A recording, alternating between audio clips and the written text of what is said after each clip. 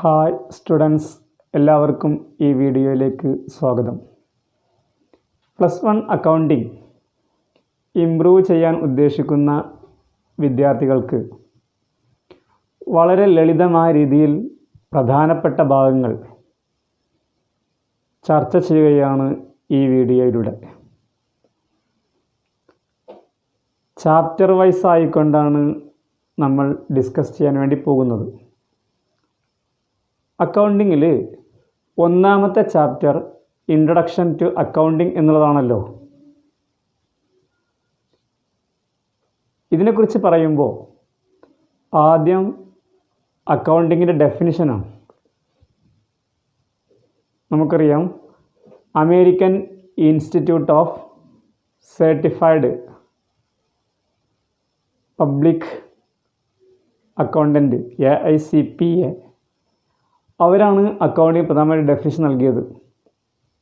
Accounting can be defined as art of recording, classifying, summarising in a significant manner in terms of money the transaction and events which are in part at least financial character and interpreting the result thereof. ഇതാണ് accounting definition, art of recording.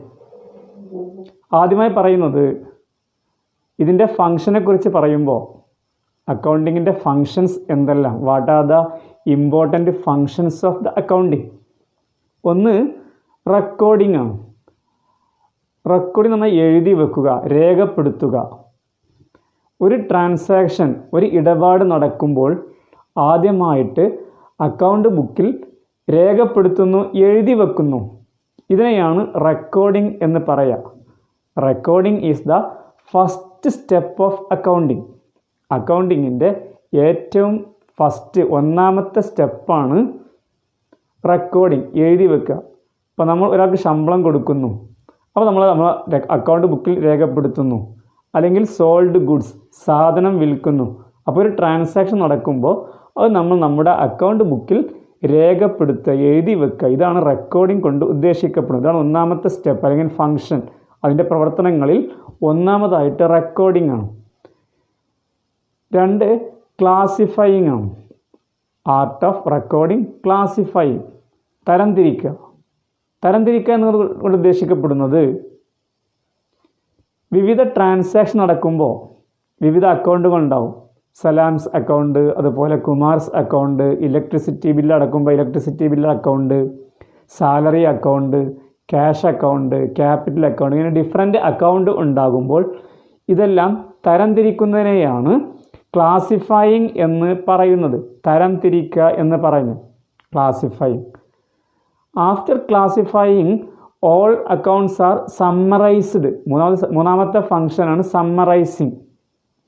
തരംതിരിക്കപ്പെട്ട എല്ലാ അക്കൗണ്ടുകളെയും ഒരുമിച്ച് കൂട്ടപ്പെടുന്നു. എന്താ പറയുക, accounting ബുക്കിൽ നിന്ന് വിവിധ അക്കൗണ്ടുകളെ ഒരുമിച്ച് കൂട്ടപ്പെടുന്നു. Trial ബാലൻസിലേക്കോ അതുപോലുള്ളതിലേക്ക് ഒരുമിച്ച് കൂട്ടപ്പെടുന്നു. ഇതിനെയാണ് സമ്മറൈസിങ് എന്ന് പറയുക.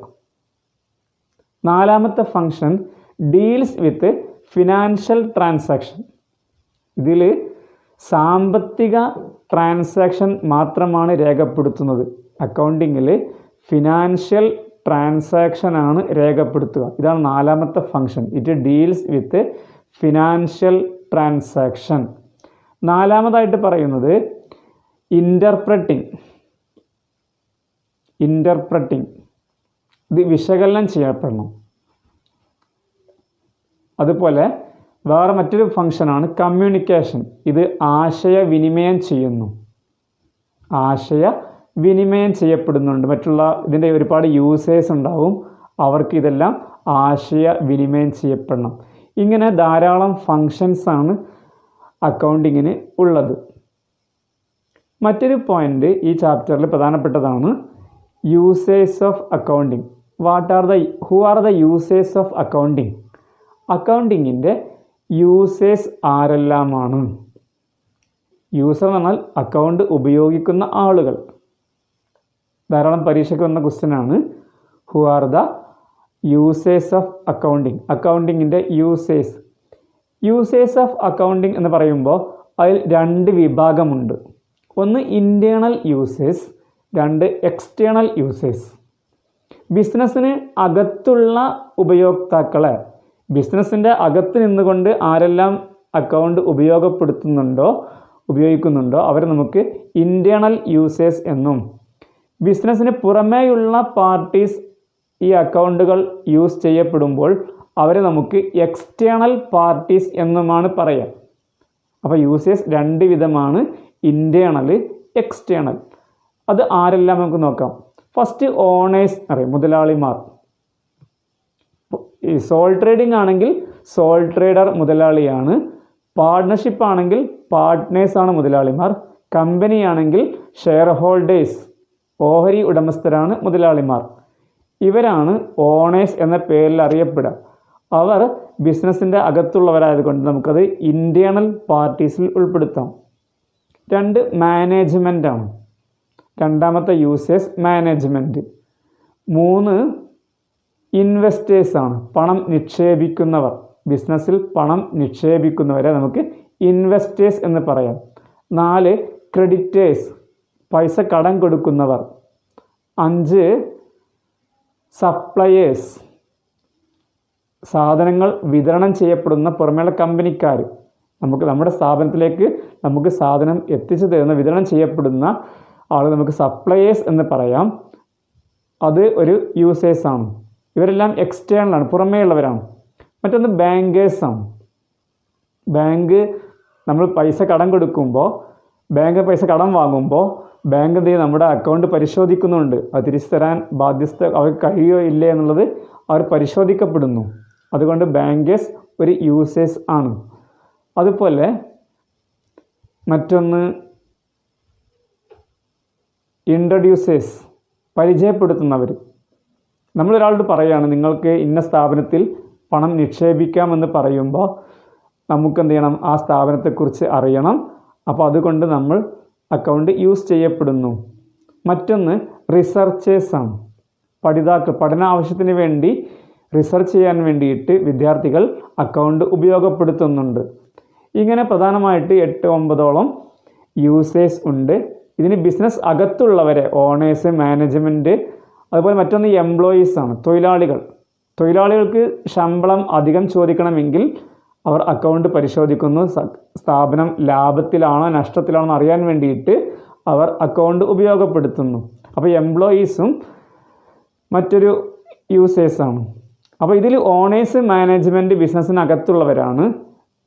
ബാക്കി എല്ലാവരും പുറമേയുള്ള എക്സ്റ്റേണൽ പാർട്ടീസ് ആണെന്ന് പറയാം. ഇവരാണ് പ്രധാനപ്പെട്ട യൂസേഴ്സ് ഓഫ് അക്കൗണ്ടിങ് എന്ന പേരിൽ അറിയപ്പെടുന്നത്. ഓണേഴ്സ്, മാനേജ്മെൻറ്റ്, എംപ്ലോയീസ്, അതുപോലെ ഇൻവെസ്റ്റേഴ്സ്, ക്രെഡിറ്റേഴ്സ്, ബാങ്കേഴ്സ്, അതുപോലെ ഇൻട്രൊഡ്യൂസേഴ്സ്, പിന്നൊന്ന് റിസർച്ചേഴ്സ്. ഇങ്ങനെ നമ്മുടെ 8 വിഭാഗം യൂസേഴ്സ് ഉണ്ടെന്ന് പറയാം. ഇനി നെക്സ്റ്റ് ഒരു ഇമ്പോർട്ടൻ്റ് പോയിൻ്റാണ് ഒബ്ജക്റ്റീവ്സ് ഓഫ് അക്കൗണ്ടിങ്. ഈ ചാപ്റ്ററിൽ മുഴുവൻ നമുക്ക് തിയറിയാണ് പഠിക്കാനുള്ളത്. മറ്റൊന്ന് ഒബ്ജക്റ്റീവ്സ് അഥവാ ലക്ഷ്യങ്ങൾ. എന്തിനു വേണ്ടിയാണ് അക്കൗണ്ടിങ് തയ്യാറാക്കപ്പെടുന്നത്? ഒരു സ്ഥാപനം അല്ലെങ്കിൽ ബിസിനസ് എന്തിനു വേണ്ടി അക്കൗണ്ട് തയ്യാറാക്കപ്പെടുന്നു? അതാണ് അതിൻ്റെ ഒബ്ജക്റ്റീവ്സ്, ലക്ഷ്യങ്ങൾ. ഒന്ന് ടു റെക്കോർഡ് ട്രാൻസാക്ഷൻ, ഇടപാടുകൾ രേഖപ്പെടുത്താൻ. ഒരു ട്രാൻസാക്ഷൻ നടക്കുമ്പോൾ അത് എഴുതി വെക്കണം. അപ്പോൾ അത് അക്കൗണ്ട് ബുക്കിലാണ് എഴുതി വെക്കുക. അപ്പോൾ ഒന്നാമതായിട്ട് to record transaction in accounts, account ബുക്കിൽ ഓരോ ട്രാൻസാക്ഷനും രേഖപ്പെടുത്താൻ വേണ്ടിയിട്ട് അക്കൗണ്ട് ഉണ്ടാക്കുക. അതിൻ്റെ ഒന്നാമത്തെ ഒബ്ജക്റ്റീവാണ്. 2 to know profit or loss of the business, ബിസിനസ്സിൻ്റെ ലാഭവും നഷ്ടവും അറിയണം.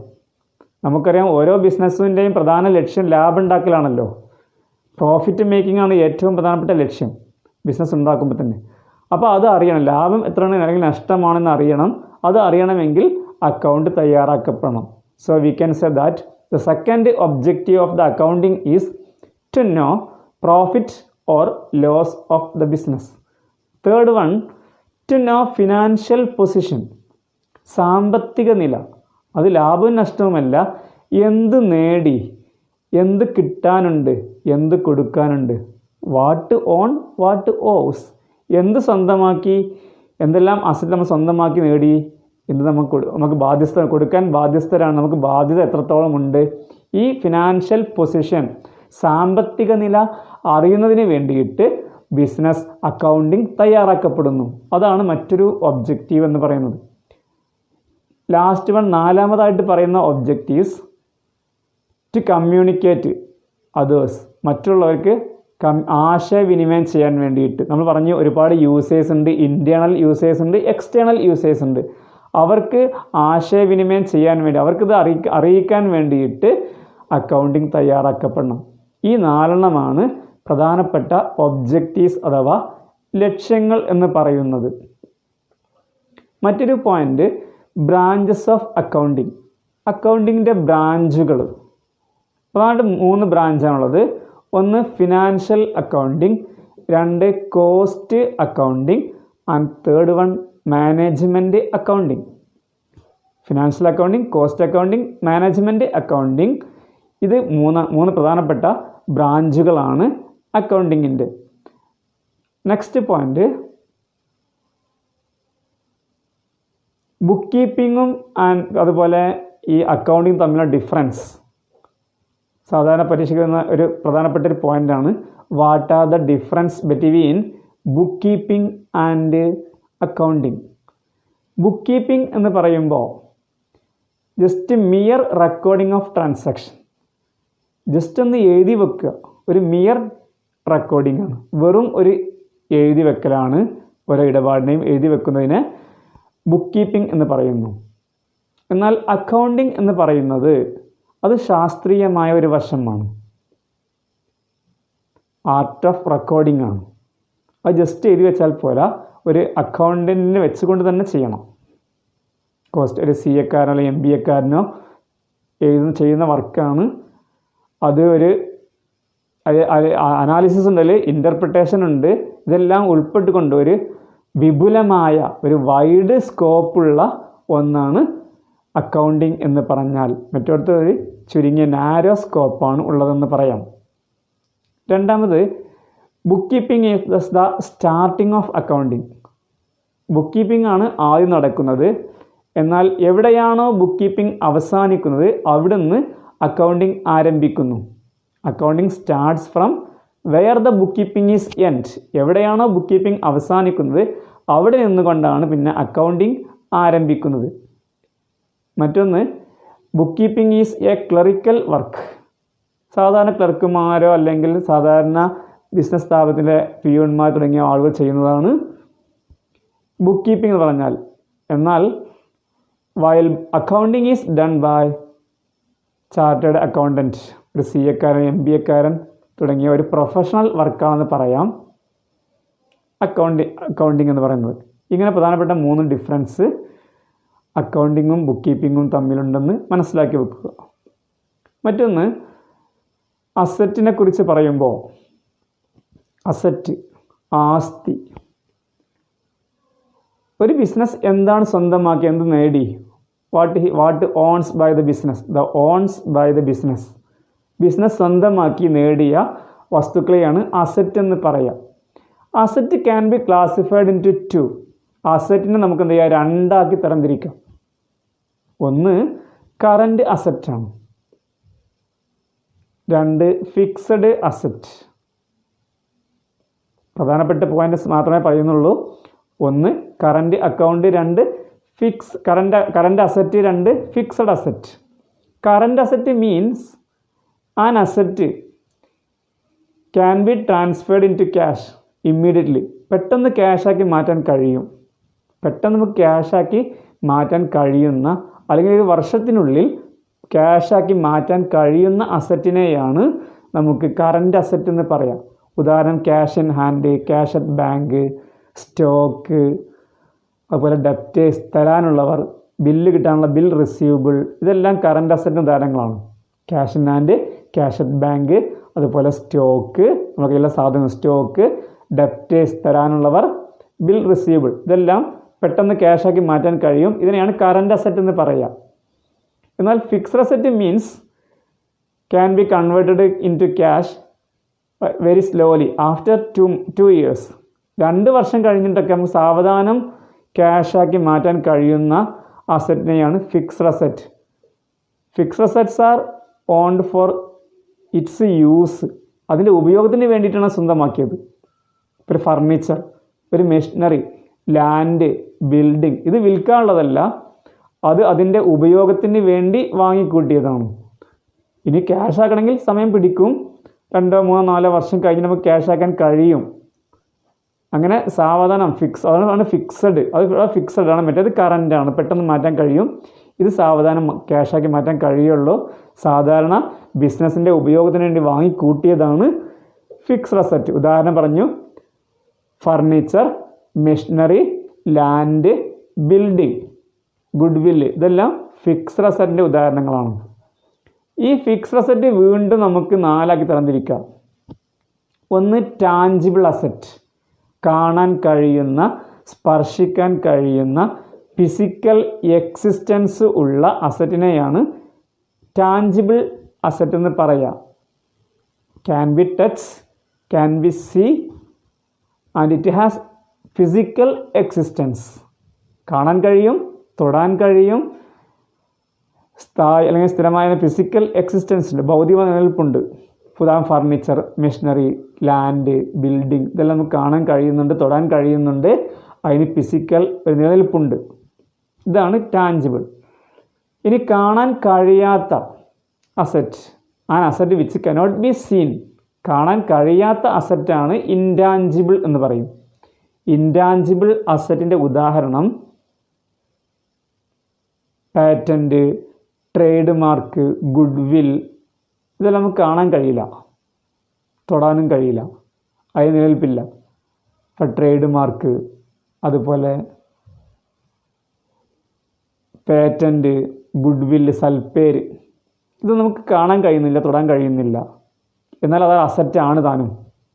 ഇങ്ങനെ കാണാൻ കഴിയാത്ത, സ്പർശിക്കാൻ കഴിയാത്ത, ഫിസിക്കൽ എക്സിസ്റ്റൻസില്ല, ഭൗതികമായ നിലനിൽപ്പില്ലാത്ത അസറ്റിനെയാണ് ഇൻടാഞ്ചിബിൾ എന്ന് പറയുക. ഉദാഹരണമായിട്ട് പറഞ്ഞു പാറ്റൻറ്റ്, ട്രേഡ് മാർക്ക്, ഗുഡ് വില്ല്.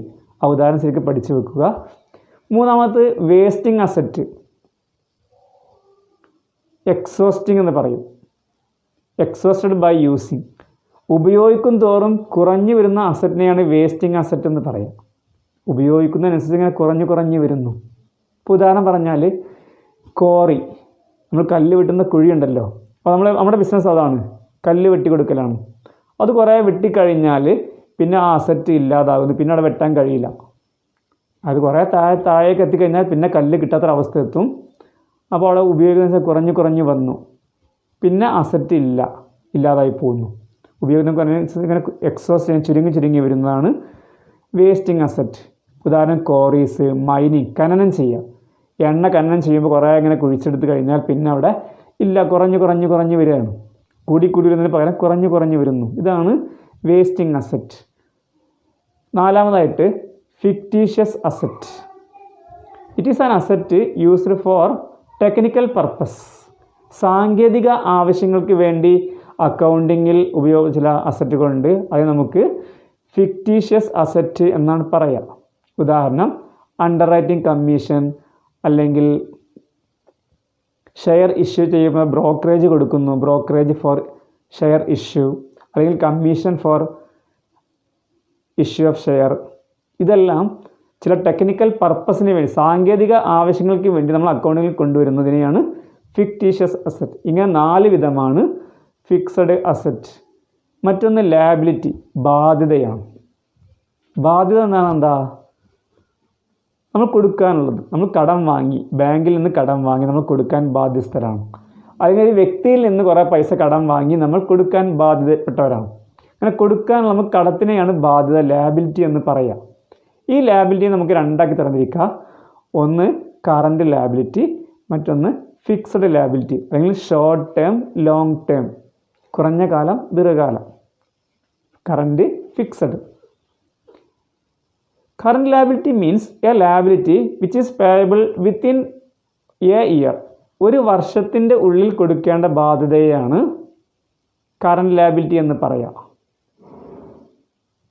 While A liability payable after 1 year, ഒരു വർഷം കഴിഞ്ഞിട്ട് കൊടുക്കേണ്ട ബാധ്യതയെ ഫിക്സഡ് ലാബിലിറ്റി അല്ലെങ്കിൽ ലോങ് ടേം ലാബിലിറ്റി. അപ്പോൾ രണ്ടിൻ്റെയും ഉദാഹരണം മനസ്സിലാക്കി വെക്കണം. അപ്പോൾ നമുക്ക് ക്രെഡിറ്റേഴ്സ്, പൈസ കടം കൊടുക്കാനുള്ള creditors, bills payable, bank over draft, ഇതെല്ലാം പെട്ടെന്ന് കൊടുക്കണം, ഒരു വർഷത്തിൽ കൊടുക്കേണ്ടി വരും. അതിന് നമുക്ക് കറൻറ്റ് ലാബിലിറ്റി അഥവാ ഷോർട്ട് ടേം എന്ന് പറയുന്നു. എന്നാൽ ബാങ്ക് ലോൺ സാവധാനം കൊടുത്താൽ മതി, 2, 3, 4, 5 വർഷത്തൊക്കെ സമയം ഉണ്ടാകും, സാവധാനം കൊടുത്താൽ മതി. ഡിബഞ്ചർ, ഇതെല്ലാം സാവധാനം കൊടുത്ത് വീട്ടിയാൽ മതി. ഇത് ലോങ് ടേം അഥവാ ഫിക്സഡ് ലാബിലിറ്റിയുടെ ഉദാഹരണങ്ങളാണ്. പിന്നെ ഒന്ന് ചില വാക്കുകൾ, ചില ടേംസ് മനസ്സിലാക്കുമ്പോൾ ക്യാപിറ്റൽ എന്ന് പറഞ്ഞാൽ എന്താ? മൂലധനം. Money or money's worth invested by owner to business, ബിസിനസ്സിലേക്ക് മുതലാളി നിക്ഷേപിക്കുന്ന പണം അല്ലെങ്കിൽ പണത്തിനോട് തുല്യമായ ചില വസ്തുക്കൾ ഉണ്ടാവും. ചിലപ്പോൾ മുതലാളി ക്യാഷ് കൊണ്ടുവരും, ചിലപ്പോൾ ഫർണിച്ചറോ മെഷീനറി ആയിട്ടോ അല്ലെങ്കിൽ ഗുഡ്സ് ആയിട്ടോ അല്ലെങ്കിൽ സ്റ്റോക്കായിട്ടോ അങ്ങനെ കൊണ്ടുവരും. അങ്ങനെ കൊണ്ടുവരികയാണെങ്കിൽ ആ പണം അല്ലെങ്കിൽ പണത്തിനോട് തുല്യമായി, money or money's worth invested by owner to business, ബിസിനസ്സിലേക്ക് മുതലാളി നിക്ഷേപിക്കുന്ന പണം അല്ലെങ്കിൽ പണത്തിനോട് തുല്യമായതിനെയാണ് ക്യാപിറ്റൽ എന്ന് പറയാം. ഒരു ബിസിനസ് തൻ്റെ ഒരു മുതലാളി തൻ്റെ ബിസിനസ്സിൽ നിന്ന് വ്യക്തിപരമായ ആവശ്യത്തിന് പണം പിൻവലിക്കുകയാണെങ്കിൽ അതിനെ ഡ്രോയിങ്സ് എന്ന് പറയുന്നു. വിഡ്രോ ചെയ്യുക, ഡ്രോയിങ്സ് എന്നാണ് പറയുക. വേറെ ഡെപ്റ്റേഴ്സ്, ബിസിനസ്സിലേക്ക് പണം തരാനുള്ളവരെ ഡെപ്റ്റേഴ്സ് എന്നും അങ്ങോട്ട് കൊടുക്കാനുള്ളത് നമുക്ക് ക്രെഡിറ്റേഴ്സ് എന്നും പറയുന്നു. വിൽക്കാൻ വേണ്ടി വാങ്ങി കൂട്ടിയ വസ്തുക്കൾ നമുക്ക് സ്റ്റോക്ക് എന്നാണ് പറയുക.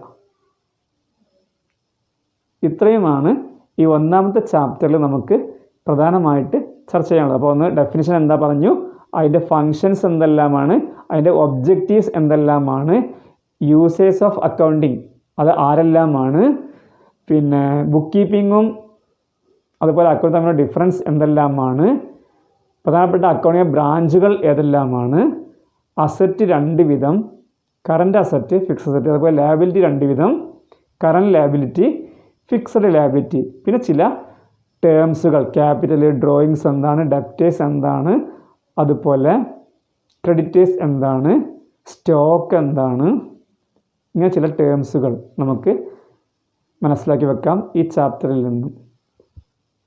ഇനി നമ്മൾ 3rd ചാപ്റ്റർ, 3ാമത്തെ ചാപ്റ്ററാണ് ഡിസ്കസ് ചെയ്യുന്നത്. Origin and recording of transaction എന്നുള്ള ഒരു ചാപ്റ്റർ. പ്രോബ്ലം ചെയ്യാനുള്ളതാണ് origin and recording of transaction. നമ്മൾ പറഞ്ഞു the first step of accounting is recording. Accounting പ്രോസസ്സിലെ 1ാമത്തെ സ്റ്റെപ്പ് റെക്കോർഡിംഗ് ആണല്ലോ. അപ്പോൾ ഈ റെക്കോർഡ് ചെയ്യപ്പെടുമ്പോൾ നമ്മൾ ട്രാൻസാക്ഷൻ നമ്മൾ അറിയുകയും അത് എങ്ങനെ രേഖപ്പെടുത്തണമെന്നൊക്കെ മനസ്സിലായിരിക്കണം. Recording of transaction. ഇങ്ങനെ ഒരു അക്കൗണ്ടിങ് ബുക്കിൽ രേഖപ്പെടുത്തുമ്പോൾ അതിനെ അടിസ്ഥാനമാകുന്ന ചില കാര്യങ്ങളുണ്ടാവും. അതിന് ഇപ്പോൾ വൗച്ചർ, ബില്ല് എന്നുള്ള അതിന് ആ രേഖപ്പെടുത്തലിന് ഒന്ന് ബലം നൽകാൻ, ഒന്ന് ശരിവെക്കാൻ ചില രേഖകളുണ്ടായിരിക്കും. അതിന് നമുക്ക് സോഴ്സ് ഡോക്യുമെൻ്റ് എന്ന് പറയും. സോഴ്സ് ഡോക്യുമെൻ്റ് എന്നാണ് പറയുക. ഇതിൻ്റെ ഫസ്റ്റ് ഭാഗത്ത് പറയുന്നത് ഒരു അക്കൗണ്ടിങ് ഇക്വേഷനാണ്. അസറ്റ് സമം ക്യാപിറ്റൽ പ്ലസ് ലാബിലിറ്റി. ഈ ചാപ്റ്ററിൽ ഒരു പ്രധാനപ്പെട്ട ഭാഗമാണ് അക്കൗണ്ടിങ് ഇക്വേഷൻ. അസറ്റ് സമം ക്യാപിറ്റൽ പ്ലസ് ലാബിലിറ്റി. ഒരു ബിസിനസ്സിൻ്റെ അസറ്റ് തുല്യമായിരിക്കണം ക്യാപിറ്റൽ പ്ലസ് ലാബിലിറ്റിക്ക്. മൂലധനവും ബാധ്യതയും ക്യാപിറ്റലും ലാബിലിറ്റിയും കൂട്ടിയാൽ അത് അസറ്റിന് തുല്യമാകും. ഉദാഹരണമായി പറഞ്ഞാൽ രാജു എന്ന ഒരു വ്യക്തി, ഒരാൾ 2 ലക്ഷം രൂപയ്ക്ക് ബിസിനസ് ആരംഭിക്കുന്നു. ഒരു ട്രാൻസാക്ഷനാണ് ബിസിനസ് ആരംഭിക്കുന്നത്. സ്റ്റാർട്ടഡ് ബിസിനസ് വിത്ത് ക്യാപിറ്റൽ ₹2 lakh. 2 ലക്ഷം കൊണ്ട് ബിസിനസ് ആരംഭിക്കുന്നു. ഇവിടെ അയാളുടെ കയ്യിൽ ക്യാഷ് ഉണ്ട്, ആരംഭിക്കുമ്പോൾ 2 ലക്ഷം രൂപ ക്യാഷ് ഉണ്ട്, അല്ലെങ്കിൽ 5 ലക്ഷം രൂപ ക്യാഷ് ആയിട്ടുണ്ട്. അത് അയാളുടെ അസറ്റാണ് ക്യാഷ് എന്ന് പറയുന്നത്. അത് അയാൾ ബിസിനസ്സിൽ മുടക്കുമ്പോൾ അയാളുടെ ക്യാപിറ്റലാണ്, മൂലധനമാണ്. അപ്പോൾ 2 സൈഡും തുല്യമായിട്ട് വരും. മനസ്സിലായോ? രാജു 5 ലക്ഷം കൊണ്ട് ബിസിനസ് ആരംഭിക്കുകയാണെങ്കിൽ ആ 5 ലക്ഷം അയാളുടെ കയ്യിൽ ക്യാഷ് ആയിട്ടുണ്ട്. അത് അയാളുടെ അസറ്റാണ്, ക്യാഷ് അസറ്റാണ്. അതോടൊപ്പം ആ ക്യാഷ് അയാളുടെ ക്യാപിറ്റലാണ്, അഥവാ മൂലധനമാണ്. അപ്പോൾ അസറ്റ് തുല്യമാണ്, ക്യാപിറ്റലിന് തുല്യമാണ്, 2 സൈഡും തുല്യമായിട്ട് വരുന്നു. ഇനി അദ്ദേഹം ആ 5 ലക്ഷം രൂപയിൽ നിന്ന് 1 ലക്ഷം രൂപയ്ക്ക് ഫർണിച്ചർ വാങ്ങുന്നു, ബോട്ട് ഫർണിച്ചർ. 1 ലക്ഷം രൂപ മുടക്കിയിട്ട് ഫർണിച്ചർ വാങ്ങുന്നു. അപ്പോൾ എന്താ സംഭവിക്കുക? ആ 5 ലക്ഷം രൂപയിൽ നിന്ന് 1 ലക്ഷം രൂപ പോയി. ഇനി ക്യാഷായിട്ട് 4 ലക്ഷം രൂപയുണ്ടാകും, ഫർണിച്ചറായിട്ട് 1 ലക്ഷം രൂപയും. അങ്ങനെ ടോട്ടൽ 5 ലക്ഷം അസറ്റായിട്ടുണ്ട്. ക്യാഷ് 4 ലക്ഷം, 1 ലക്ഷം രൂപയുടെ ഫർണിച്ചറും. അപ്പോഴും അതിൻ്റെ ക്യാപിറ്റൽ എത്രയാണ്? 5 ലക്ഷം തന്നെയാണ്. അപ്പോഴും 2 സൈഡും തുല്യമാകുന്നു. അങ്ങനെ ഓരോ ട്രാൻസാക്ഷൻ നടക്കുമ്പോഴും ഈ അസറ്റ് സൈഡും ക്യാപിറ്റൽ പ്ലസ് ലാബിലിറ്റിയും നോക്കുമ്പോൾ തുല്യമായിട്ട് വരും. ഇത് സാധാരണ പരീക്ഷയ്ക്ക് വരുന്ന ഒരു ചോദ്യം വരുന്ന ഒരു ഭാഗമാണ്. പ്രൂവ് ചെയ്യുക, തെളിയിക്കുക. പ്രൂവ് ദ അക്കൗണ്ടിങ് ഇക്വേഷൻ, അല്ലെങ്കിൽ ഗിവ് അക്കൗണ്ടിങ് ഇക്വേഷൻ. അക്കൗണ്ടിങ് സമവാക്യം കൊടുക്കുക അല്ലെങ്കിൽ തെളിയിക്കുക. എന്നിട്ട് കുറച്ച് ട്രാൻസാക്ഷൻ കൊടുക്കും, 4 or 5 ട്രാൻസാക്ഷൻ കൊടുക്കും. ഇത് എങ്ങനെ ചെയ്യാമെന്ന് നമുക്കൊന്ന് ഒരു ഉദാഹരണത്തിൽ നോക്കാം. അസറ്റ് സമം ക്യാപിറ്റൽ പ്ലസ് ലാബിലിറ്റി. ഇതാണ് നമ്മുടെ അക്കൗണ്ടിങ് ഇക്വേഷൻ. അസറ്റ് സമമാണ് ക്യാപിറ്റൽ പ്ലസ് ലാബിലിറ്റിക്ക്. Started business with 2 lakh. 2 ലക്ഷം രൂപ കൊണ്ടാണ് അദ്ദേഹം ബിസിനസ് ആരംഭിക്കുന്നത്. എന്നിട്ട് പർച്ചേസ്ഡ് മെഷീനറി ഫോർ 50,000. 50,000 രൂപയ്ക്ക് മെഷീനറി വാങ്ങി. Sold goods for 30,000. 30,000 രൂപയ്ക്ക് സാധനം വിറ്റു. Paid salary 25,000. 25,000 രൂപ ശമ്പളം കൊടുത്തു. ഇൻട്രസ്റ്റ് കിട്ടി 5,000. ഇങ്ങനെ 5 ട്രാൻസാക്ഷൻ കൊടുത്തിട്ടുണ്ട്. ഇത് നമ്മൾ അക്കൗണ്ടിങ് ഇക്വേഷൻ തെളിയിക്കുകയാണെങ്കിൽ, നമ്മൾ പ്രൂവ് ചെയ്യുകയാണെങ്കിൽ നമ്മൾ 4 കോളംസ് കൊടുക്കും. ഒന്ന് തന്ന ട്രാൻസാക്ഷൻ എഴുതാനുള്ള കോളം, രണ്ടാമത്തിൽ asset column, 3 capital column, 4 liability column. Transaction column, asset, capital, liability. ഇവിടെ നമ്മൾ ACL ചുരുക്കാക്ഷരം കൊടുത്തിട്ടുണ്ട്. Asset, capital, liability. ഇത് ചെയ്യുമ്പോൾ ഫസ്റ്റത്തെ ട്രാൻസാക്ഷൻ എഴുതി വെക്കുക. Started business. ബിസിനസ് ആരംഭിക്കുന്നു. ഞാനത് പറഞ്ഞ് ബിസിനസ് ആരംഭിക്കുമ്പോൾ നമ്മുടെ കയ്യിൽ അസറ്റായിട്ട് ക്യാഷായിട്ട് ഈ 2 ലക്ഷം രൂപയുണ്ട്. അപ്പോൾ അസറ്റ് സൈഡിൽ 2 ലക്ഷം എഴുതുക. നമ്മുടെ അസറ്റാണ് 2 ലക്ഷം രൂപ ക്യാഷ്. അത് അസറ്റ് സൈഡിൽ എഴുതുന്നു. അത് നമ്മുടെ ക്യാപിറ്റലാണ്, മൂലധനമാണ് ഇയാളുടെ. അപ്പോൾ 2 ലക്ഷം നമ്മൾ ക്യാപിറ്റൽ കോളത്തിൽ കാണിക്കും. ലാബിലിറ്റി സൈഡിൽ 0. അപ്പോൾ നമുക്ക് 2 ലക്ഷം സമമാണ് ക്യാപിറ്റൽ കോളത്തിൽ 2 ലക്ഷം, ലാബിലിറ്റിയിൽ 0 എന്ന് എഴുതുന്നു. രണ്ടാമത്തെ ട്രാൻസാക്ഷൻ മെഷീനറി വാങ്ങി. Purchased machinery for 50,000. 50,000 രൂപയ്ക്ക് മെഷീനറി വാങ്ങി എന്നാണ് രണ്ടാമത്തെ ട്രാൻസാക്ഷൻ. ഈ സമയത്ത് സംഭവിക്കും, നമ്മളെ കയ്യിൽ നിന്ന് ക്യാഷ് 50,000 പോകും. അപ്പോൾ അസറ്റിൽ നിന്ന് 50,000 പോയി. പകരം എന്ത് വരുന്നുണ്ട്? മെഷീനറി വരുന്നുണ്ട്, അസറ്റ് വരുന്നുണ്ട്.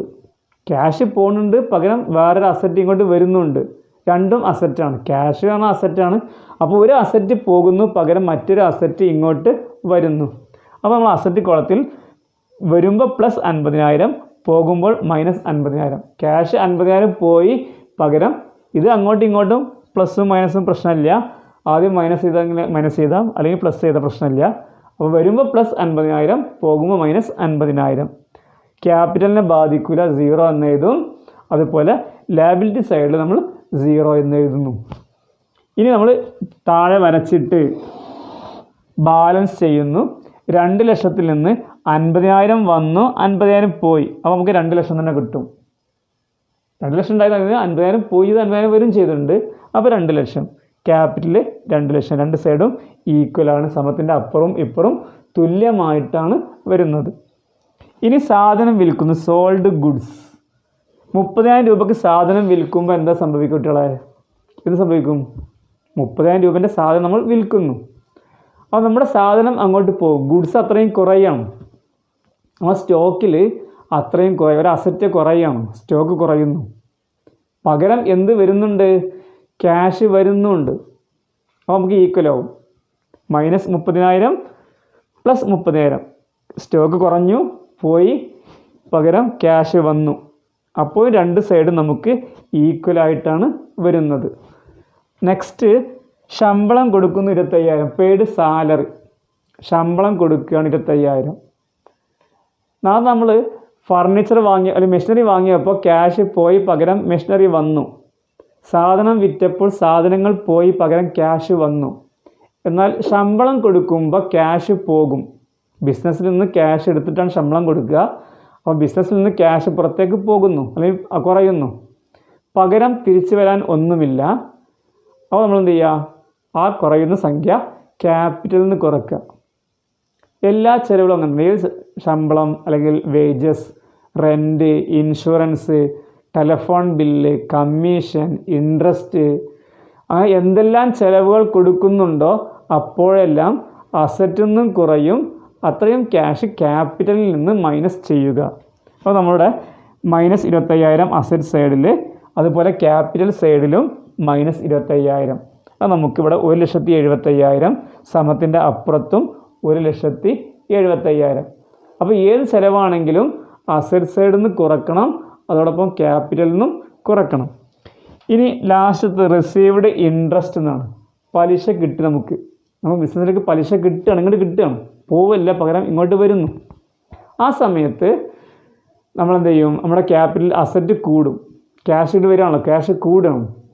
അപ്പോൾ നമ്മൾ അസറ്റ് സൈഡിൽ പ്ലസ് ഇട്ട് എഴുതുക, അത് ക്യാപിറ്റലിലും കൂട്ടുക. ഇവിടെ +5,000, ഇങ്ങോട്ട് വരുമ്പോൾ +5,000, ക്യാപിറ്റലിലും +5,000. അപ്പോൾ നമുക്ക് 1,80,000 കിട്ടും. ഇവിടെയും 1, രണ്ട് സൈഡും തുല്യമാണ്. 1,80,000 = 1,80,000 + 0. ഇവിടെ നമ്മൾ ന്യൂ ഇക്വേഷൻ എന്ന് എഴുതുന്നു, പുതിയ സമവാക്യം ന്യൂ ഇക്വേഷൻ എന്ന് എഴുതുന്നു. അപ്പോൾ ഏത് ചിലവാണെങ്കിലും അസറ്റിലും ക്യാപിറ്റലും കുറയും, ഏത് വരുമാനം കിട്ടുമ്പോഴും അസറ്റും ക്യാപിറ്റലും കൂടുന്നു. ഇങ്ങനെയാണ് ഈ അക്കൗണ്ടിങ് ഇക്വേഷൻ തെളിയിക്കാൻ വരിക. ഇത് സാധാരണ 5 മാർക്കിന് വരുന്ന ക്വസ്റ്റ്യനാണ്. അപ്പോൾ ഇത് ശരിക്കും മനസ്സിലാക്കി വെക്കേണ്ടതാണ്. ഇനി നമുക്ക് പറയാനുള്ളത്, നമ്മൾ പറഞ്ഞു സോഴ്സ് ഡോക്യുമെൻ്റ് ഇതുപോലെ മറ്റൊരു ഭാഗമാണ്.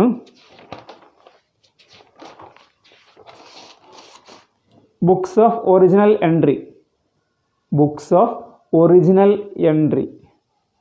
ഇങ്ങനെ ഇതിനെ രേഖപ്പെടുത്താൻ, ബിസിനസ്സിൽ അക്കൗണ്ടിൽ രേഖപ്പെടുത്തുമ്പോൾ ചില ബുക്കുകളുണ്ട്. ഒന്ന് ജേണൽ, ഫസ്റ്റത്തെ ബുക്സ് ഓഫ് ഒറിജിനൽ എൻട്രി ആണ് journal. 2 cash book, 3 purchase book, 4 sales book, 5 purchase return book, sales return book, bills receivable book, bills payable book. These are the important books of original entry എന്ന് പറയാം. അങ്ങനെ 8 എണ്ണം. അതിൽ ഒന്നാമത്തതാണ് journal. Journal നമ്മൾ കഴിഞ്ഞ ചാപ്റ്ററിൽ പറഞ്ഞു, ഫസ്റ്റ് റെക്കോർഡിങ് ചെയ്യൽ ജേണലിലാണ്. ഒരു ട്രാൻസാക്ഷൻ നടക്കുമ്പോൾ, അപ്പോൾ സോൾഡ് ഗുഡ്സ്, സാധനം വിൽക്കുന്നു, അത് രേഖപ്പെടുത്തൽ ഫസ്റ്റ് ജേണലിലാണ് രേഖപ്പെടുത്തി വെക്കുക. അപ്പോൾ ഏത് ട്രാൻസാക്ഷൻ നടക്കുമ്പോഴും ഫസ്റ്റ് രേഖപ്പെടുത്തുന്ന ബുക്കാണ് ജേണൽ. ജേണൽ, അതിനൊരു ഡെഫിനിഷനുണ്ട്. ജേണൽ എന്ന് പറഞ്ഞാൽ A journal is A day book. The process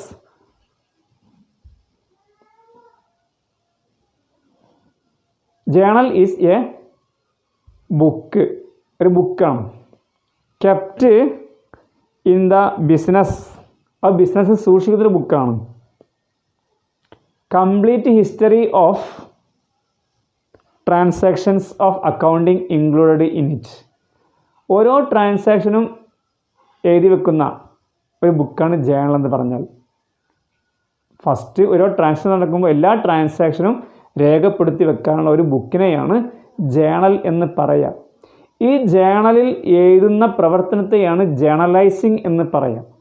ജേണലിൽ രേഖപ്പെടുത്തുന്ന ആ ആക്ട് അല്ലെങ്കിൽ പ്രോസസ്സ്, ആ പ്രോസസ്സ് നമുക്ക് ജേണലൈസിങ് എന്ന് പറയാം. Journalising is the act or process of transaction chronologically in the books of account. ബുക്കിൽ ക്രമമായിട്ട് ഇങ്ങനെ എഴുതി വെക്കുക, ഓരോ നടക്കുമ്പോൾ എന്നിങ്ങനെ ക്രമമായിട്ട് എഴുതി വെക്കുന്നതിനെയാണ് ജേണലൈസിങ് എന്ന് പറയും.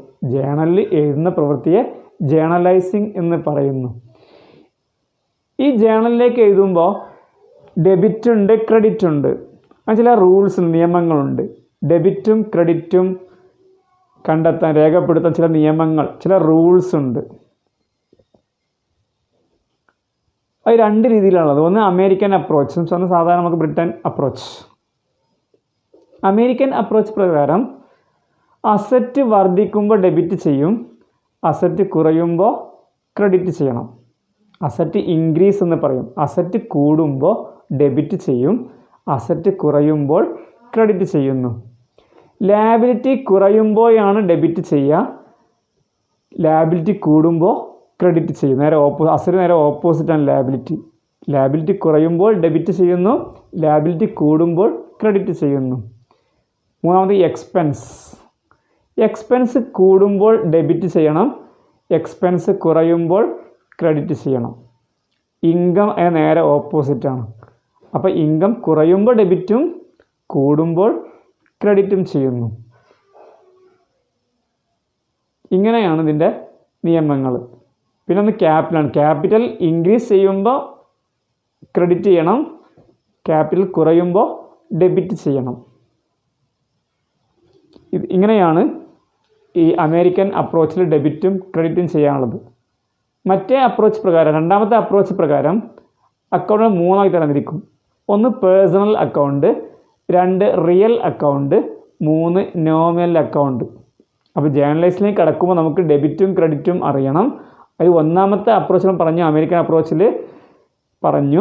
രണ്ടാമത്തെ അപ്രോച്ച് പ്രകാരം അക്കൗണ്ടുകളെ മൂന്നാക്കി തരംതിരിക്കുന്നു. ഒന്ന് പേഴ്സണൽ അക്കൗണ്ട്, രണ്ട് റിയൽ അക്കൗണ്ട്, മൂന്ന് നോമിനൽ അക്കൗണ്ട്. ഇതിന് ഓരോ നിയമങ്ങളുണ്ട് ഡെബിറ്റും ക്രെഡിറ്റും ചെയ്യാൻ. പേഴ്സണൽ അക്കൗണ്ട് ആണെങ്കിൽ debit the receiver and credit the giver. സ്വീകരിക്കുന്ന ആളെ ഡെബിറ്റ് ചെയ്യുക, നൽകുന്ന ആളെ ക്രെഡിറ്റ് ചെയ്യുക. Debit the receiver and credit the giver. Real account ആണെങ്കിൽ ഡെബിറ്റ് വാട്ട് കംസ് ഇൻ, ബിസിനസ്സിലേക്ക് വരുന്നതിനെ ഡെബിറ്റ് ചെയ്യുക, ക്രെഡിറ്റ് വാട്ട് ഗോസ് ഔട്ട്, ബിസിനസ്സിൽ നിന്ന് അങ്ങോട്ട് പോകുന്നതിനെ ക്രെഡിറ്റ് ചെയ്യുക. കാരണം നമ്മൾ സാധനം വിൽക്കുമ്പോൾ ക്യാഷ് വരും, സാധനം പോകും. അപ്പോൾ ക്യാഷിനെ ഡെബിറ്റ് ചെയ്യണം, സാധനങ്ങളെ ക്രെഡിറ്റ് ചെയ്യണം. മൂന്നാമത്തത് നോമിനൽ അക്കൗണ്ട്, നാമമാത്രം. ഒറിജിനൽ റിയൽ അല്ല, കാണാൻ കഴിയില്ല. നോമിനൽ നാമമാത്രം, പേരിന് മാത്രമുള്ളതാണ്. അത് എല്ലാ ചെലവും വരുമാനങ്ങളുമാണ് നോമിനൽ അക്കൗണ്ടിൽ വരിക. അപ്പോൾ debit all expense, credit all income. എല്ലാ ചിലവുകളെയും ഡെബിറ്റ് ചെയ്യണം, എല്ലാ വരുമാനങ്ങളെയും ക്രെഡിറ്റ് ചെയ്യണം. സാലറി കൊടുക്കുമ്പോൾ നമുക്ക് ചിലവാണ് ഡെബിറ്റ് ചെയ്യുക, ഇൻട്രസ്റ്റ് കിട്ടുകയാണെങ്കിൽ വരുമാനമാണ് ക്രെഡിറ്റ് ചെയ്യുക. അപ്പോൾ എല്ലാ ചിലവിനും ഡെബിറ്റ് ചെയ്യുക, എല്ലാ വരുമാനങ്ങളെയും ക്രെഡിറ്റ് ചെയ്യുക. ഇത് പ്രകാരമാണ് ജേണലൈസിങ് ചെയ്യേണ്ടത്. ഇനി ഈ ജേണലിനെ കുറിച്ച് പറയുമ്പോൾ ജേണലിൽ 5 കോളങ്ങളുള്ളത്. ഒന്ന് date column, 2 particulars column, 3 LF column, 4 debit amount, 5 credit amount. നമ്മൾ പറയാം, ജേണലിന് 5 കോളംസ് ഉണ്ട്. 1 date column, 2 particulars column, 3 LF, 4 debit amount, 5 credit amount. ഇനി എങ്ങനെ ഇതിൽ എഴുതുകയെന്നാണ് പറയുന്നത്. അപ്പോൾ ഒന്നാമത് സ്റ്റാർട്ടഡ് ബിസിനസ്. അപ്പോൾ നമ്മൾ ഉദാഹരണം നോക്കുക. സ്റ്റാർട്ടഡ് ബിസിനസ് ആരംഭിക്കുന്നു. ഇവിടെ ആദ്യം 2 ആസ്പെക്റ്റുകൾ ഉണ്ടാകും. ഒരു ജേണൽ ചെയ്യുമ്പോൾ 2 ആസ്പെക്റ്റ്, 2 ഘടകങ്ങളുണ്ട്. ഒന്ന് ഡെബിറ്റ്, ഒന്ന് ക്രെഡിറ്റ്. അപ്പോൾ ഒന്ന് ക്യാഷാണ് ബിസിനസ് തുടങ്ങുമ്പോൾ, ഒന്ന് ക്യാഷാണ്, ഒന്ന് ക്യാപിറ്റലാണ്. നേരത്തെ പറഞ്ഞു, ബിസിനസ് തുടങ്ങുമ്പോൾ അയാളുടെ കയ്യിൽ ക്യാഷ് ഉണ്ട്, അത് അദ്ദേഹത്തിൻ്റെ ക്യാപിറ്റൽ മൂലധനമാണ്. അപ്പോൾ 2 ഘടകം, ഒന്ന് ക്യാഷും ഒന്ന് ക്യാപിറ്റലുമാണ്. ക്യാഷ് ബിസിനസ്സിലേക്ക് വരുന്നു, ഡെബിറ്റ് ചെയ്യുക. ക്യാപിറ്റൽ വർദ്ധിക്കുന്നു, അതിനെ ക്രെഡിറ്റും ചെയ്യുക. അപ്പോൾ എങ്ങനെ പറയും? Cash account debtor to capital account. Cash account debtor to capital account. അത് എങ്ങനെ എഴുതാമെന്ന് നിങ്ങൾക്കറിയാം. അതുകൊണ്ട് അതിനെക്കുറിച്ച് പറയേണ്ട ആവശ്യമില്ല എന്ന് എനിക്കറിയാം. അപ്പോൾ cash account debtor to capital account. ഇനി സാധനം വാങ്ങുമ്പോഴോ purchase account debtor to cash. Machinery വാങ്ങുമ്പോഴോ machinery account debtor to cash. ശമ്പളം കൊടുക്കുമ്പോഴോ salary account debtor to cash. Interest കിട്ടുമ്പോഴോ cash account debtor to interest. ആ ഡെബിറ്റും ക്രെഡിറ്റും ചെയ്യാനുള്ള നിയമപ്രകാരം ഡെബിറ്റും ക്രെഡിറ്റും കണ്ടെത്തിയിട്ട് നമ്മൾ ഫസ്റ്റ് ഒന്ന് ഡെബിറ്റ് സൈഡിൽ എഴുതുക. ഫസ്റ്റ് എഴുതുക cash account debtor to capital account credit ചെയ്യാം. ഇങ്ങനെയാണ്. ഇതിനടിയിൽ നമ്മളൊരു കാര്യം എഴുതും അല്ലേ. ഇതിൻ്റെ ഒരു സ്മോൾ ഡിസ്ക്രിപ്ഷൻ, ചെറിയൊരു വിവരണം കൊടുക്കും. അതിനെ നമുക്ക് നരേഷൻ എന്ന് പറയുന്നു. 1 മാർക്ക് ക്വസ്റ്റ്യൻ ആയിട്ട് ശ്രദ്ധിക്കുക. What you mean by narration? Narration means a small description about transaction. A small description about transaction. ട്രാൻസാക്ഷനെ കുറിച്ച് ഒരു ചെറിയ വിവരണമാണ് നരേഷൻ എന്ന് പറഞ്ഞാൽ. അങ്ങനെ ഈ ജേണലിൽ എഴുതി കഴിഞ്ഞാൽ രണ്ടാമത്തെ സ്റ്റെപ്പ് ലെഡ്ജറിലേക്ക് മാറ്റലാണ്. അത് നമുക്ക് പോസ്റ്റിംഗ് എന്ന് പറയും. അപ്പോൾ what you mean by posting? Posting means transfer of item from journal to ledger. ജേണലിൽ നിന്നും ലെഡ്ജറിലേക്ക് മാറ്റുന്നതിനെയാണ് പോസ്റ്റിംഗ് എന്ന് പറയുന്നത്. ജേണലിൽ നിന്ന് ലെഡ്ജറിലേക്ക് മാറ്റുന്ന പ്രവർത്തനം നമുക്ക് പോസ്റ്റിംഗ് എന്ന് പറയുന്നു. അവിടെ നമ്മൾ ഓരോ വിഭാഗത്തിനും ഓരോ അക്കൗണ്ട് തയ്യാറാക്കപ്പെടുന്നു. ലെഡ്ജറിന് 8 കോളംസ് ഉണ്ട് നമുക്കറിയാം. ഡെബിറ്റ് സൈഡിൽ 4 ക്രെഡിറ്റ് സൈഡിൽ 4. അത് ഏതെല്ലാമാണ്? ഫസ്റ്റ് ഡേറ്റ് കോളം വേണം, പർട്ടിക്കുലേഴ്സ് കോളം വേണം, LF കോളം വേണം, എമൗണ്ട് കോളം വേണം. ഇതുപോലെ ക്രെഡിറ്റ് സൈഡിലും വേണം date column, particulars column, LF column, amount column. ഇങ്ങനെ 8 കോളംസ് ആണ് പ്രധാനമായിട്ട് ലെഡ്ജറിന് ഉള്ളത്. നമ്മൾ cash account debtor to capital അവിടെ 2 അക്കൗണ്ട് വരയ്ക്കും. ഒന്ന് ക്യാഷ് അക്കൗണ്ട്, മറ്റൊന്ന് ക്യാപിറ്റൽ അക്കൗണ്ട്. അതിൻ്റെ പോസ്റ്റിങ് ക്യാഷ് അക്കൗണ്ടിൽ ടു ക്യാപിറ്റൽ എന്നും ക്യാപിറ്റൽ അക്കൗണ്ടിൽ ബൈ ക്യാഷ് എന്നും ഇങ്ങനെ എഴുതുന്നു. ഇനി നമ്മൾ പറയാൻ പോകുന്നത് അപ്പോൾ നമ്മൾ cash account debtor to capital business തുടങ്ങുമ്പോഴുള്ള എൻട്രിയാണ്. സാധനങ്ങൾ വാങ്ങുമ്പോഴോ purchase account debtor to cash എന്ന് പറയും.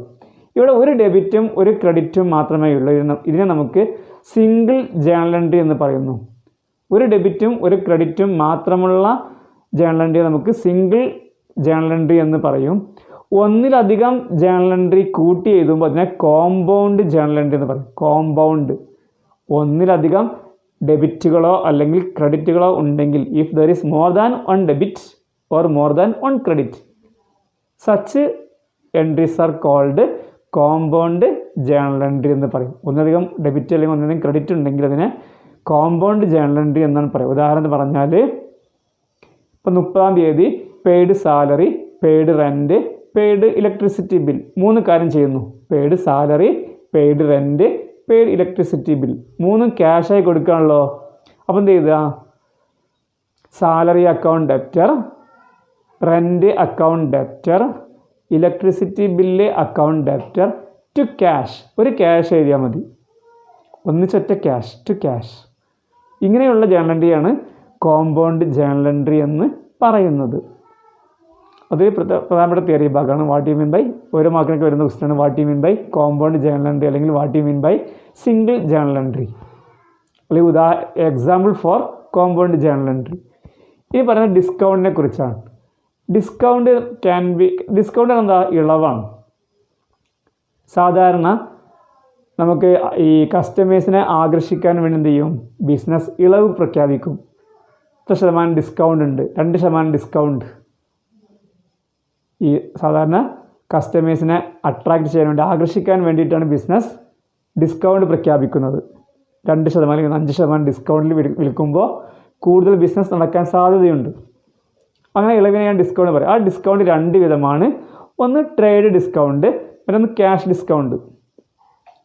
ട്രേഡ് ഡിസ്കൗണ്ട്, ക്യാഷ് ഡിസ്കൗണ്ട് 2 വിധത്തിലാണ്. എന്താ ട്രേഡ് ഡിസ്കൗണ്ട് പറഞ്ഞാൽ? ഇപ്പോൾ നമുക്കറിയാം, സാധാരണ നമ്മൾക്ക് ചെറിയ കടയിൽ പോയാൽ 1 കിലോ പഞ്ചസാരക്ക് 40 രൂപ കൊടുക്കണം. കിലോ 40 രൂപ കൊടുക്കുന്നു, 1 കിലോ പഞ്ചസാര വാങ്ങുന്നു. പിന്നെ നമ്മൾ ഹോൾസെയിൽ കടയിൽ പോയാൽ 10 കിലോ പഞ്ചസാര ഒരുമിച്ച് വാങ്ങുകയാണെങ്കിൽ അദ്ദേഹം പറയും 38 രൂപയ്ക്ക് തരാം. അത് നമ്മോട് പറയുന്ന വില 38 നമ്മൾ കൊടുക്കേണ്ടത് 38 അദ്ദേഹം ബില്ല് അടിക്കലും 38 വെച്ചിട്ടാണ്. അങ്ങനെ കൂടുതൽ അളവിൽ സാധനങ്ങൾ വാങ്ങുമ്പോൾ ബിസിനസ് നമുക്ക് നൽകുന്ന ഇളവിനെയാണ് ട്രേഡ് ഡിസ്കൗണ്ട് എന്ന് പറയുക.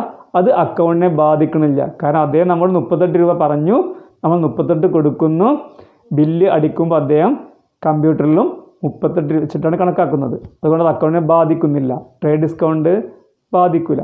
എന്നാൽ ക്യാഷ് ഡിസ്കൗണ്ട് എന്ന് പറഞ്ഞാൽ ഇപ്പോൾ നമുക്കൊരാൾ 10,000 രൂപ തരാനുണ്ട്. നമ്മൾ അത് പെട്ടെന്ന് കിട്ടാൻ വേണ്ടി ആൾ പറഞ്ഞു നിങ്ങൾ അടുത്ത 1-ാം തീയതിക്ക് മുമ്പ് തരാണെങ്കിൽ 8,000 രൂപ തന്നാൽ മതി. നമ്മൾ ഡേറ്റിൽ കാലാവധി വെക്കുന്നു, ഈ കാലാവധിക്ക് ഉള്ളിൽ തരികയാണെങ്കിൽ 8,000 രൂപ തന്നാൽ മതി. നമ്മുടെ അക്കൗണ്ട് പ്രകാരം നമുക്ക് അദ്ദേഹം 10,000 രൂപ തരാനുണ്ട്, അക്കൗണ്ടിൽ 10,000 രൂപ തരാനുണ്ട്. നമ്മളത് കിട്ടാൻ വേണ്ടിയിട്ട് പെട്ടെന്ന് കിട്ടാൻ വേണ്ടി നമ്മൾ എന്ത് ചെയ്തു, അയാൾക്ക് ഡിസ്കൗണ്ട് കൊടുത്തു, നിങ്ങൾ 8,000 രൂപ തന്നാൽ മതി. അപ്പോൾ തരാനുള്ള പൈസ 10,000, കിട്ടുന്നത് 8,000. 2,000 രൂപേൻ്റെ ഡിഫറൻസ് ഉണ്ട്, അക്കൗണ്ടിൽ കാണിക്കണം. കാരണം അക്കൗണ്ടിൽ മുമ്പ് നമ്മൾ സാധനം കടം വിറ്റപ്പോൾ 10,000 രൂപ എഴുതി വെച്ചിട്ടുണ്ട്. ഇപ്പോൾ കിട്ടുമ്പോൾ 8,000 കിട്ടുള്ളൂ. അത് അക്കൗണ്ടിനെ ബാധിക്കും. അത്തരം ഡിസ്കൗണ്ട് നമുക്ക് ക്യാഷ് ഡിസ്കൗണ്ട് എന്ന് പറയാം. അതുപോലെ സാധാരണ നമുക്ക് ബില്ലിൽ ഇപ്പോൾ നമ്മൾ സാധനം വാങ്ങി 12,850 ബില്ലിലെ എമൗണ്ട്, 12,850 ബില്ലിൽ. നമ്മൾ 13,000 രൂപ കൊടുത്തു. ചിലപ്പോൾ എന്ത് ചെയ്യും, അയാൾ 12,800 എടുക്കുള്ളൂ, ബാക്കി 200 രൂപ തിരിച്ചു തരും. ഒരു 50 രൂപ കുറച്ച് തന്നു. അത് നമുക്ക് ക്യാഷ് ഡിസ്കൗണ്ട് എന്ന് പറയും. അത് അക്കൗണ്ടിനെ ബാധിക്കും. എങ്ങനെ? ബില്ല് അടിക്കുമ്പോൾ കമ്പ്യൂട്ടറിൽ 12,850 അടിച്ചു കഴിഞ്ഞു, നമ്മൾ പൈസ 12,800 കൊടുക്കുന്നുള്ളൂ. അപ്പോൾ അക്കൗണ്ട് പ്രകാരം ലാസ്റ്റ് കണക്ക് കിട്ടുമ്പോൾ ഒരു 50 രൂപേൻ്റെ ഡിഫറൻസ് ഉണ്ടാവും. കമ്പ്യൂട്ടറിലെ പൈസയും ക്യാഷും തമ്മിൽ ഒരു 50 രൂപേൻ്റെ ഡിഫറൻസ് ഉണ്ടാവും. അപ്പോൾ ആ ഡിസ്കൗണ്ട് ഒരു ചിലവായതുകൊണ്ട് അത് അക്കൗണ്ടിൽ കാണിക്കണം. ഇതെങ്ങനെ കാണിക്കാമെന്ന് പറയുന്നു. ഡിസ്കൗണ്ട് നമുക്ക് ചിലവാണ്, നമ്മൾ അതിനെ ഡെബിറ്റ് ചെയ്യുന്നു. ഡിസ്കൗണ്ട് അക്കൗണ്ട് ഡെപ്റ്റർ എന്നാണ് പറയുക. നമുക്ക് ഡിസ്കൗണ്ട് കിട്ടുമ്പോഴോ അത് വരുമാനമാണ്, അപ്പോൾ നമ്മൾ ക്രെഡിറ്റ് ചെയ്യും. നമ്മൾ ഒരാൾക്ക് 10,000 രൂപ കൊടുക്കാണ്ട് കൊടുക്കാനാണ്. അപ്പോൾ അദ്ദേഹം പറഞ്ഞു നിങ്ങൾ ഈ 10-ാം തീയതിൻ്റെ മുമ്പ് തരികയാണെങ്കിൽ നിങ്ങൾ 9,000 രൂപ തന്നാൽ മതി. അപ്പോൾ നമുക്ക് ആകെ ലാഭമാണ്, ഒരു പ്രോഫിറ്റാണ്. അത് നമ്മൾ ക്രെഡിറ്റ് ചെയ്യുക. നമ്മൾ അങ്ങോട്ട് അനുവദിക്കപ്പെടുമ്പോൾ ചിലവാണ്, ഡെബിറ്റ് ചെയ്യുക. ഇതിനെയാണ് ഡിസ്കൗണ്ട് എന്ന് പറയുന്നത്. ഇത് ഈ ചാപ്റ്ററിലെ ഒരു ഇമ്പോർട്ടൻ്റ് പോയിൻ്റാണ്. Trade discount, cash discount. ഇനി നമ്മൾ അത് ലെഡ്ജറിനെ കുറിച്ച് പറഞ്ഞു. ഇതിൽ ഏറ്റവും ഇമ്പോർട്ടൻ്റ് ഭാഗം ഒരു വ്യക്തിയുടെ ലെഡ്ജർ അക്കൗണ്ട് ഉണ്ടാക്കുക. ഉദാഹരണം പറഞ്ഞാൽ ഇപ്പം നമ്മൾ ഒരു കുമാർ എന്ന വ്യക്തിക്ക് സാധനം വിറ്റു, സോൾഡ് ഗുഡ്സ് ടു കുമാർ. അത് പിന്നെ നമ്മൾ എന്ത് ചെയ്യും, കുമാർ സാധനം വാങ്ങിയിട്ടുണ്ട്. പിന്നെ കുമാറിന് നമ്മൾ പൈസ കൊടുത്തു, കുമാറിന് ഇങ്ങോട്ട് പൈസ കിട്ടി. കുമാറിന് സാധനം തിരിച്ചു കൊടുക്കുന്നു, ഇങ്ങോട്ട് തിരിച്ചു കിട്ടുന്നു. അങ്ങനെ കുമാറുമായുള്ള ഇടപാട് കുമാറിൻ്റെ അക്കൗണ്ടിൽ രേഖപ്പെടുത്തുക. അപ്പോൾ പരീക്ഷ ചിലപ്പോൾ വരുന്നുണ്ട്. കുറച്ച് ട്രാൻസാക്ഷൻ കൊടുത്തിട്ട് enter in the Kumar's ledger account, അല്ലെങ്കിൽ പ്രിപ്പയർ കുമാർസ് അക്കൗണ്ട്. കുമാറിൻ്റെ അക്കൗണ്ട് മാത്രം തയ്യാറാക്കിയാൽ, വേറെ ലെഡ്ജറൊന്നും ഉണ്ടാക്കേണ്ട, ഒരു വ്യക്തിൻ്റെ ഒരു ആളുടെ മാത്രം അക്കൗണ്ട് ഉണ്ടാക്കുക. അത് നമ്മൾ ഉണ്ടാക്കുമ്പോൾ കുമാറിന് കൊടുക്കുമ്പോൾ, ക്യാഷ് കൊടുക്കുമ്പോൾ Kumar account debtor to cash. അപ്പോൾ ടു ക്യാഷ് എന്ന് എഴുതും, കുമാറിൻ്റെ അക്കൗണ്ടിൽ ടു ക്യാഷ്. ഇങ്ങനെ കിട്ടുമ്പോഴോ cash account debtor to Kumar, അപ്പോൾ ബൈ ക്യാഷ് എന്ന് എഴുതും. അങ്ങോട്ട് വിൽക്കുമ്പോഴോ Kumar account debtor to sales, അപ്പോൾ ടു സെയിൽസ് എന്ന് എഴുതുക. വാങ്ങുമ്പോൾ purchase account debtor to Kumar, by purchase എന്ന് എഴുതും. അപ്പോൾ അതിനനുസരിച്ച് നമ്മൾ ട്രാൻസാക്ഷൻ നോക്കിയിട്ട് എന്ത് ചെയ്യുക, കുമാറുമായി ബന്ധപ്പെട്ട കുമാറിൻ്റെ അക്കൗണ്ടിൽ കുമാറിൻ്റെ പേര് എഴുതില്ല, മറ്റ് രണ്ടാമത്തെ ഘടകത്തെ മാത്രം പോസ്റ്റ് ചെയ്തിട്ട് ടോട്ടൽ ചെയ്ത് ബാലൻസ് ചെയ്യപ്പെടുന്നു. ഇങ്ങനെയാണ് ഒരു വ്യക്തിപരമായ ലെഡ്ജർ അക്കൗണ്ട് തയ്യാറാക്കേണ്ടത്. ഓക്കെ.